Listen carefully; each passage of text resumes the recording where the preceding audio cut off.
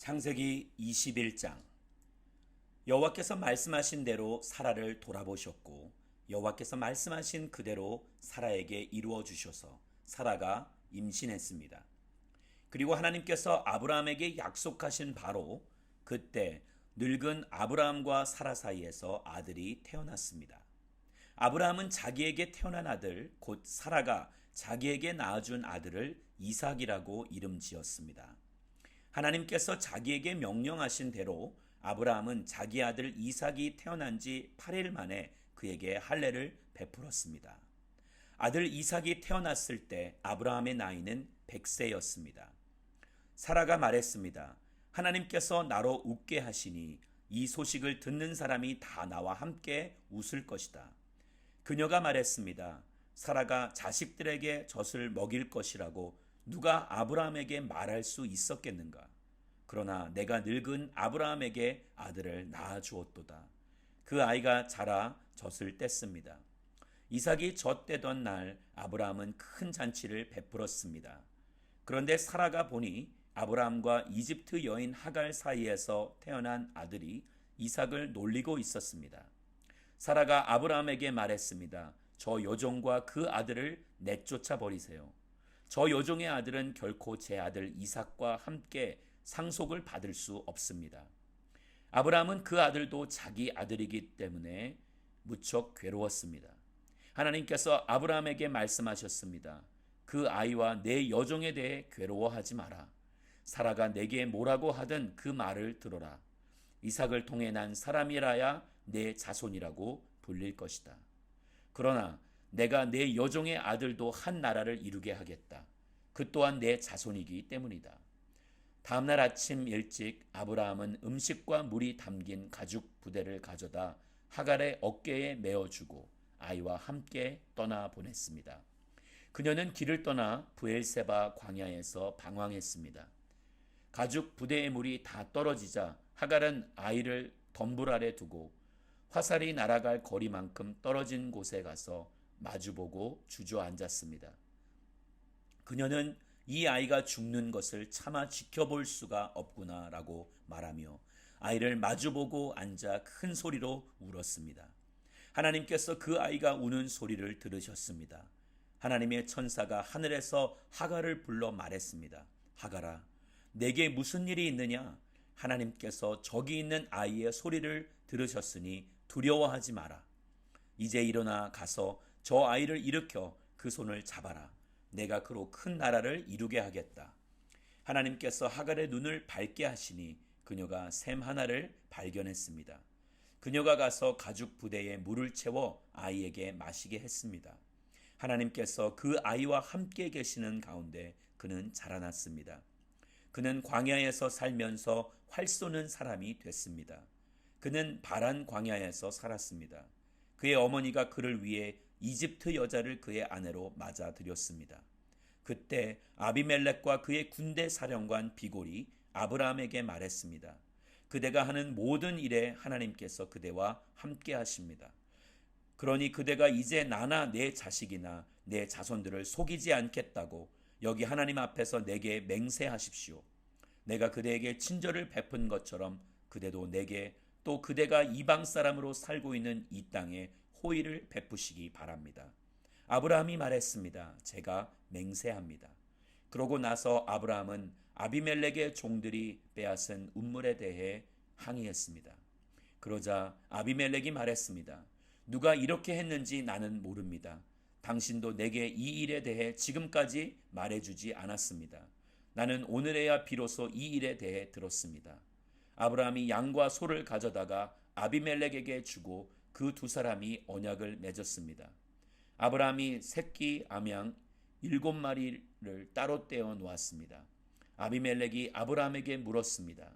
당신은 왜 새끼 암양 7마리를 따로 놓았습니까? 아브라함이 대답했습니다. 이 새끼 암양 7마리를 제 손에서 받으십시오. 이것으로 제가 이 우물을 판 증거로 삼으십시오. 거기서 이 두 사람이 맹세했기 때문에 그 장소를 브엘세바라고 불렀습니다. 브엘세바에서 언약을 맺고 난 후 아비멜렉과 그의 군대 사령관 비골은 블레셋 족속의 땅으로 돌아갔습니다. 아브라함은 브엘세바에 에셀 나무를 심고 그곳에서 영원하신 하나님 여호와의 이름을 불렀습니다. 아브라함은 블레셋 족속의 땅에서 오래 머물러 살았습니다. 창세기 22장. 이런 일이 있은 후 하나님께서 아브라함을 시험하셨습니다. 하나님께서 아브라함에게 말씀하셨습니다. 아브라함아, 그가 대답했습니다. 예, 제가 여기 있습니다. 여호와께서 말씀하셨습니다. 내 아들, 내가 사랑하는 내 외아들 이삭을 데리고 모리아 땅으로 가서 내가 내게 지시하는 산에서 그를 번제물로 바쳐라. 아브라함이 다음날 아침 일찍 일어나 나귀의 안장을 얹고 하인 두 사람과 그 아들 이삭을 준비시켰습니다. 번제에 쓸 나무를 준비한 후 하나님께서 지시하신 곳을 향해 떠났습니다. 3일째 되던 날 아브라함이 눈을 들어 그곳을 멀리 바라보았습니다. 그가 하인들에게 말했습니다. 너희는 나귀를 데리고 여기 있으라. 나와 아이는 저기 가서 경배한 다음 너희에게 함께 돌아오겠다. 아브라함이 번제에 쓸 나무를 자기 아들 이삭의 등에 지웠습니다. 자기는 불과 칼을 들고 둘이 함께 걸어갔습니다. 이삭이 자기 아버지 아브라함에게 말을 걸었습니다. 아버지, 아브라함이 대답했습니다. 왜 그러느냐, 내 아들아. 이삭이 말했습니다. 불과 나무는 여기 있는데 번제로 드릴 양은 어디 있나요? 아브라함이 대답했습니다. 내 아들아, 번제로 드릴 양은 하나님께서 친히 준비하실 것이다. 두 사람은 함께 계속 길을 갔습니다. 그들이 하나님께서 말씀해 주신 곳에 이르자 아브라함이 그곳에 제단을 쌓고 나무들을 잘 쌓아 올렸습니다. 그런 다음 자기 아들 이삭을 묶어 제단 위에 쌓아놓은 나무 위에 눕혔습니다. 아브라함이 손에 칼을 들고 아들을 죽이려고 했습니다. 그때 여호와의 천사가 하늘에서 아브라함을 불렀습니다. 아브라함아, 아브라함아. 그가 대답했습니다. 제가 여기 있습니다. 천사가 말했습니다. 그 아이에게 손대지 마라. 그에게 아무것도 하지 마라.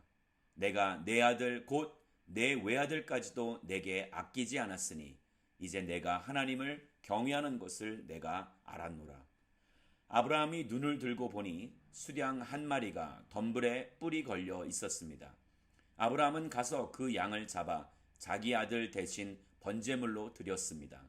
그리고 아브라함은 그곳을 여호와 이레라고 불렀습니다. 그래서 오늘날까지도 사람들이 여호와의 산에서 준비될 것이다 라는 말을 합니다. 여호와의 천사가 하늘에서 두 번째로 아브라함을 불러 말했습니다. 여호와의 말씀이다. 내가 나를 두고 맹세한다. 내가 이렇게 내 아들 곧 내 외아들을 아끼지 않았으니 내가 반드시 내게 복을 주고 반드시 내 자손을 하늘의 별처럼 바닷가의 모래처럼 많아지게 하겠다. 내 자손이 원수들의 성문을 차지할 것이다. 내가 내 말에 순종했으므로 내 자손을 통해 이 땅의 모든 민족들이 복을 받을 것이다. 아브라함이 자기 하인들에게로 돌아갔습니다. 그리고 그들이 일어나 다 함께 브엘세바로 갔습니다. 아브라함은 브엘세바에서 살았습니다. 이 일이 있은 후 아브라함에게 이런 말이 들렸습니다. 밀가가 그대의 동생 나홀에게 아들들을 낳았습니다.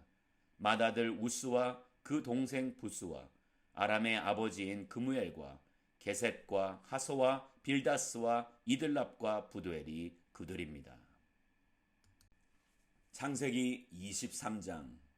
사라는 127세까지 살았습니다. 이것이 그녀가 누린 수명이었습니다. 그녀는 기랏 야르바 곧 가나안 땅 헤브론에서 죽었습니다. 아브라함이 가서 사라를 위해 슬퍼하며 울었습니다. 아브라함이 죽은 아내 앞에서 일어나 나와 햇사람들에게 말했습니다. 저는 여러분들과 함께 사는 이방 사람이며 나그네입니다. 죽은 제 아내를 장사 지낼 수 있게 여러분들의 땅을 제게 좀 나눠주십시오. 햇사람들이 아브라함에게 대답했습니다. 네 주여 들어보십시오. 어른께서는 우리들 가운데 하나님께서 세우신 지도자입니다. 우리 묘지 가운데 가장 좋은 곳을 골라 돌아가신 부인을 장사 지내십시오. 어른께서 돌아가신 부인을 장사 지내신다는데 우리들 가운데 그 누구도 자기 묘지라고 해서 거절할 사람이 있겠습니까? 그러자 아브라함이 일어나서 그 땅의 백성들인 햇사람들에게 절을 하며 그들에게 말했습니다. 여러분께서 제가 죽은 제 아내를 이곳에 장사 지내는 것을 기꺼이 허락하신다면 제 말을 들어주십시오. 저를 위해 소알의 아들 에브론에게 부탁하셔서 그의 밭 끝에 있는 막벨라 굴을 제게 주도록 해 주십시오. 에브론이 정당한 가격으로 그것을 제게 팔아 묘지로 삼게 해 주십시오. 마침 에브론은 햇사람들 가운데 앉아 있었습니다. 에브론은 성문에 나와 있는 햇사람들이 듣는 데서 아브라함에게 대답했습니다. 아닙니다. 내 주여, 제 말 좀 들어보십시오. 제가 그 밭을 어른께 드리고 그 밭에 있는 굴도 드리겠습니다. 제가 제 백성들 앞에서 그것을 어른께 드릴 테니 어른의 돌아가신 부인을 장사 지내도록 하십시오. 아브라함이 그 땅의 백성들 앞에서 절을 했습니다. 그리고 그 땅의 백성들이 듣는 데서 에브론에게 말했습니다. 만약 당신이 그렇게 하고자 하신다면 제 말을 들으십시오. 제가 그 밭에 값을 치를 테니 제게서 그 값을 받으시고 제 죽은 아내를 거기에 장사 지내게 해 주십시오. 에브론이 아브라함에게 대답해 말했습니다. 내 주여 들어보십시오. 그 땅은 은 400세겔이 나가지만 저와 어른 사이에 그런 게 무슨 소용입니까? 그냥 어른의 돌아가신 부인을 장사하십시오. 아브라함은 에브론의 말에 따라 에브론이 햇사람들이 듣는 데서 말한 밭값으로 상인들 사이에서 통용되는 무게로 은 400세겔을 달아 주었습니다. 그래서 마므레 근처 막벨라에 있는 에브론의 밭, 곧 그 밭에 있는 굴과 그 밭의 경계선 안에 있는 모든 나무가 성문에 있는 모든 햇사람들이 보는 앞에서 아브라함의 소유가 됐습니다. 그 후에야 아브라함이 가나안 땅 마므레 곧 헤브론 앞 막벨라 밭의 굴에 자기 아내 사라를 장사 지냈습니다.